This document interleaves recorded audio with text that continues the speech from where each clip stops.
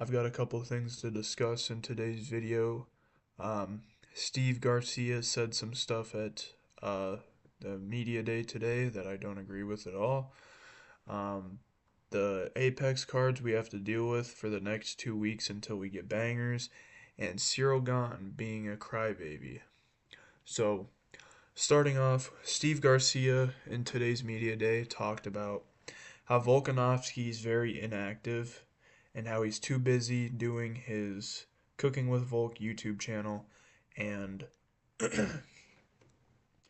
just not fighting in general.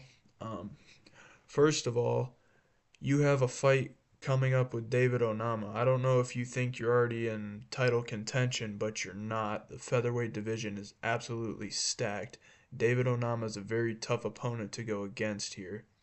I know he hasn't been in the UFC long, but he is a very aggressive striker and he has the knockout power. Um, I don't know how this fight's going to go.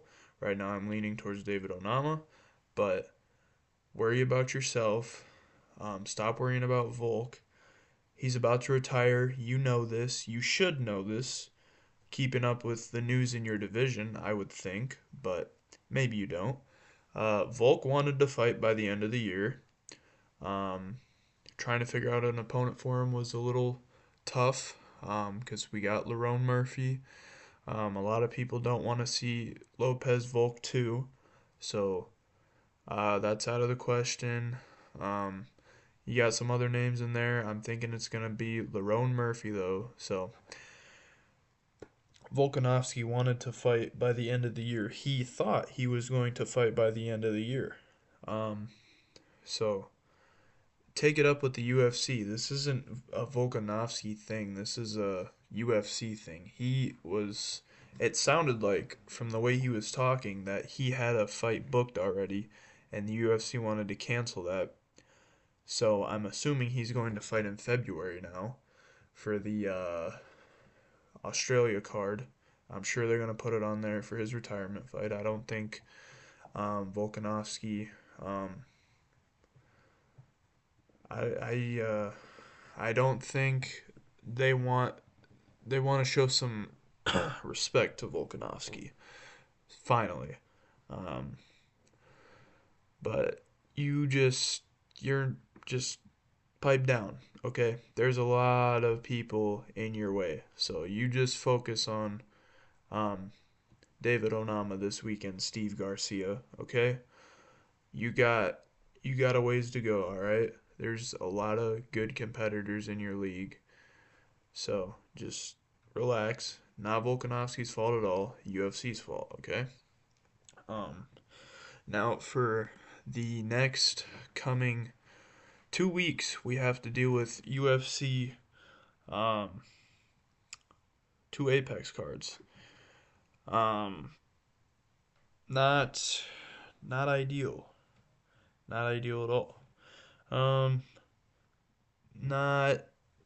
I mean, I'm gonna watch them. Doesn't really matter. But it's these aren't exciting fights. You can put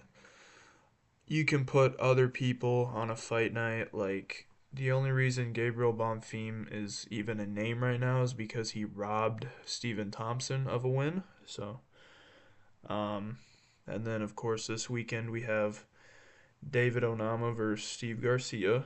So, and that's a better card honestly because they have Ante Delija on it, so that's somewhat of a name. But on this card here, we don't really have any big names. Like, I think Adrian Yanez is on there, but not looking forward to the next 2 weeks. I'm gonna watch them because I feel like I'm missing something if I don't see an event. So, but then we have 322. Then we have the guitar card with Sarukian and Dan Hooker, and then 323. And then after that, I think they're doing Royval and Cop because Cop was injured, and that's when um what's his name stepped in. Uh, yeah, I can't even. Dude, Joshua Van. Yeah. So they're making that, I believe, for sometime in December, early December, after 320, 323.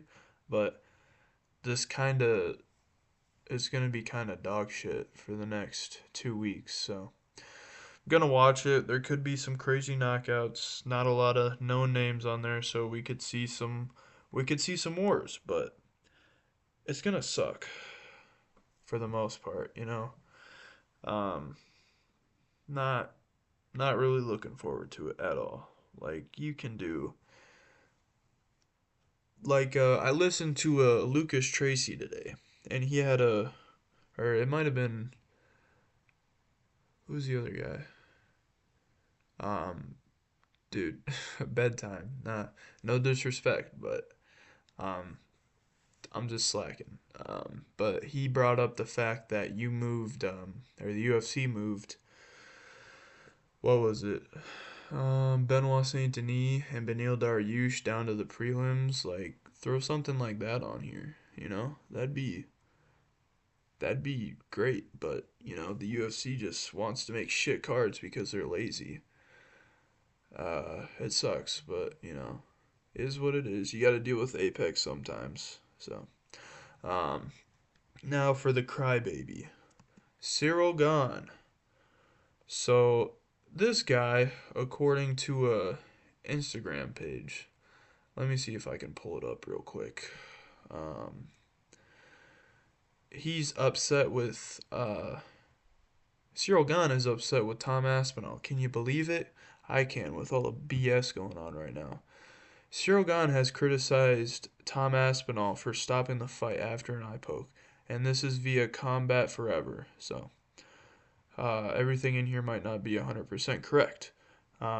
He stated, "This reminds me of my fight with Derek Lewis, where I took a finger in the eye and I couldn't see, but I kept on fighting, even though I said I was seeing two Derek Lewises. I said to myself, damn, fuck, why didn't Aspinall try to push a little bit more? Maybe he just wasn't feeling it. If he says he can't see anything, then what can we say?" First of all, you're like the dirtiest fighter ever, and you and your buddy Nasruddin Mavov are very dirty fighters. You groin kicked John Jones in the first 5 seconds of your fight, along with other things. So you guys are known as dirty fighters, and I don't I don't understand how you can be upset with Tom Aspinall when you're the one doing the poking, motherfucker. Like, uh, I don't get it, dude. And all these people defending Cyril Gahn, it's crazy. I'm like, people are genuinely this retarded. Maybe I'm retarded though. Maybe I have the retarded take. I don't know. But it could just be people rage baiting, which wouldn't surprise me, but this is annoying, dude. Like you did the poke. I don't know what you want. And then what was it, Tuivasa? Back of the head shot is the one that knocked him down in that fight. So it's ridiculous, Cyril Gahn. Like, shut up and don't do the poking. Like, it's not that hard. But yeah, I guess it's all Tom Aspinall's fault. And according to Andy Aspinall, I watched the YouTube yesterday to see how he was doing. He still is not able to see out of one of his eyes, unfortunately. So he's good. He's not gonna be a Bisping. But it sucks for Tom Aspinall, man. And he didn't even know that his nose was bleeding. Apparently, he just thought it was sweat. So no broken nose. We're good, and we might be able to see this later this year. A lot of people pointing towards early next year, though, which sucks even more. But uh, this needs to happen. We are just slowing down Tom Aspinall's career, dude, and it sucks, man. I thought we were gonna see this guy for the next couple years, but all the things that have come out with Andy saying he's gonna move over to boxing, I really hope that's a negotiation tactic.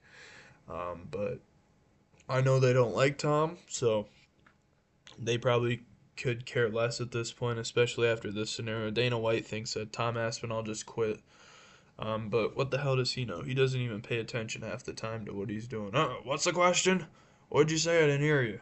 You know, fucking Dana White, man. Um, yeah, so we got some delusional fighters in the UFC right now. But yeah, um, dude, I don't even know if I'm gonna do a prediction for the not this week's Apex card, but next week's. Gabriel Bonfim versus Randy Brown. I don't know if I'm gonna do predictions for that, dude. I don't even know if they have the full fucking main card out yet. I don't know if they do or not. I looked earlier, and it could have just been my computer lagging, but I seen a couple prelim events, and then I just seen the one Gabriel Bonfim and Randy Brown. So uh, they probably don't have that all figured out yet, but I don't know. We'll have to see. But that's all I wanted to talk about today. Um, Nothing huge in terms of news, but that's all for today. Goodbye.